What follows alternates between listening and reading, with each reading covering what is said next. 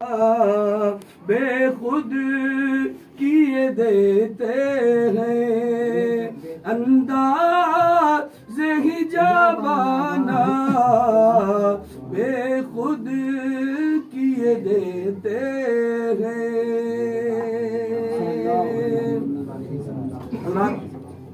میں نے خطبہ مسنونہ کے بعد قرآن مقدس سے ایک مشہور آیت کریمہ تلاوت کرنے کا شرف حاصل کیا۔ اللہ جل شانہ ارشاد فرماتا ہے کل نفس ذائقۃ الموت، بے شک ہر جاندار شے کو موت کا مزہ چکھنا ہے۔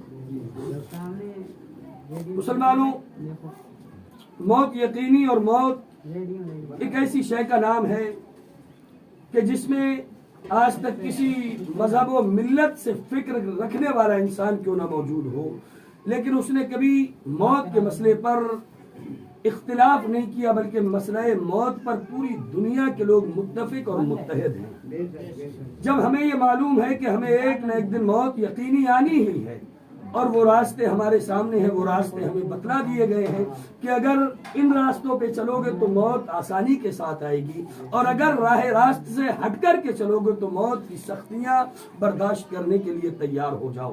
اللہ کے رسول صلی اللہ علیہ وسلم ارشاد فرماتے ہیں کہ اے لوگوں، آخرت کی منزلوں میں سب سے پہلی منزل قبر کی ہے۔ اگر تمہاری قبر تم پر آسان کر دی گئی تو تمہارا حشر تم پر آسان ہو جائے گا، اور اگر قبر تمہاری تم پر مشکل کر دی گئی تو تمہارا حشر بھی تم پر مشکل ہو جائے گا۔ حضرات محترم، جس وقت ہم اپنے عزیز، اپنے احباب کو قبر میں دفن کرنے کے بعد چلتے ہیں، میرے نبی ارشاد فرماتے ہیں کہ لوگوں، جو قبر میں جسے تم نے لٹایا ہے، تمہارے پیروں کی آہٹ اس مردے کو پہنچ رہی ہوتی ہے، اور جب تمہارے پلٹنے کی آواز اس کے کانوں تک پہنچتی ہے تو اس وقت میں مردہ بڑا گھبرایا ہوا ہوتا ہے، بڑا چیخ اور چلا رہا ہوتا ہے، اور نام لے لے کر کے آواز دے رہا ہوتا ہے کہ اے میرے عزیزو، اے میرے احباب، مجھے یہاں تنے تنہا چھوڑ کر کے کس کے حوالے جا رہے ہو؟ اے لوگوں، مجھے یہاں اندھیرے گھر میں چھوڑ کر کے کیوں جا رہے ہو؟ لیکن مسلمانوں، کوئی بھی پلٹ کر کے جواب دینے والا نہیں ہوتا۔ حضرات محترم، اللہ کے رسول صلی اللہ علیہ وسلم ارشاد فرماتے ہیں کہ اے لوگوں، اگر تم قبر میں روشنی کرنا چاہتے ہو، اگر قبر میں اپنے نور پیدا کرنا چاہتے ہو، تو جب جب تمہیں مسجدوں سے آواز دی جائے حی علی الصلاۃ، آؤ نماز کی طرف، تو تم اس وقت تمام کام چھوڑ کر نمازوں کی طرف دوڑ جایا کرو۔ اے لوگو، اللہ رب العالمین نمازوں کی برکت سے تمہاری قبروں کے اندر نور پیدا فرما دے گا۔ کوئی گل باقی رہے گا نہ چمن رہ جائے گا، کوئی گل باقی رہے گا نہ چمن رہ جائے گا، پر رسول اللہ کا دین حسن رہ جائے گا۔ ہم سفیر و باغ میں ہیں، کوئی دم کے چہچہے، بلبلیں اڑ جائیں گی، سونا چمن رہ جائے گا۔ میرے عزیز، کون یہ کہہ سکتا تھا کہ ایوب کی پرسوں موت ہو جائے گی؟ کوئی یہ نہیں کہہ سکتا، لیکن یہ موت کا وقت ہے۔ مسلمانوں، جس وقت انسان کی موت کا جو وقت لکھ دیا گیا، اس سے ایک پل، ایک لمحہ نہ تو پہلے موت آتی ہے، نہ ایک لمحہ بعد میں موت آتی ہے۔ حضرت اسرائیل علیہ السلام ایک درخت کے نیچے بیٹھتے ہیں، جس درخت پر تمام انسانوں کے نام درج کیے ہوئے ہیں۔ 40 دن پہلے ایک پتا حضرت اسرائیل علیہ السلام کی گود میں آ کر کے گر جاتا ہے۔ میرے آقا نے ارشاد فرمایا، اسرائیل، تمہیں کیسے پتا ہوتا ہے کہ اس انسان کی روح قبض کرنی ہے؟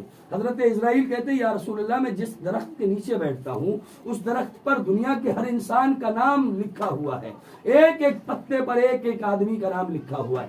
40 دن پہلے یا رسول اللہ وہ پتا میری گود میں آ کر کے گر جاتا ہے، اور جب وہ گود میں گرتا ہے، میں اسے دیکھ لیتا ہوں کہ انسان کہاں کا رہنے والا ہے، کس بستی کا رہنے والا ہے، کس گھر کا رہنے والا ہے، کس کا یہ باپ ہے یا کس کا بیٹا ہے، یا کس کی ماں ہے یا کس کی بیوی ہے یا کس کی بیٹی ہے۔ یا رسول اللہ، مجھے یہ سب 40 دن پہلے بتلا دیا جاتا ہے۔ اے میرے آقا، جب 40واں دن آتا ہے تو 40ویں دن بھلے کوئی بہانہ بنے، بھلے کوئی معاملہ ہو، لیکن وہ کام کسی اور کا نہیں ہوتا، روح قبض کرنے کا کام یا رسول اللہ صرف میرا ہی ہے۔ یا رسول اللہ، مجھے اللہ رب العالمین نے روح قبض کرنے پر مامور کیا ہے۔ اے میرے آقا، صبح قیامت تک جتنے لوگ بھی مریں گے، جتنے لوگوں کو بھی موت آئے جائے گی، ان کی روح کوئی اور قبض نہیں کرے گا بلکہ میں اسرائیل آ کر کے خود اس کی روح قبض کیا کرتا ہوں۔ اللہ رب العالمین کی بارگاہ میں دعا ہے کہ مولا تعالیٰ ہم سب کے گناہوں کو معاف فرمائے اور رب قدیر ہم سب کو صراط مستقیم پر گامزن فرمائے۔ مولا تعالیٰ ہمارے جابر حسین چشتی صاحب کو صبر جمیل عطا فرمائے۔ اللہ رب العالمین ان کے بیٹے محمد ایوب کو جنت الفردوس میں اعلیٰ مقام عطا فرمائے۔ السلام علیکم ورحمۃ اللہ۔ چشتی بھائی ہم چل رہے ہیں اذان کا وقت ہونے کو۔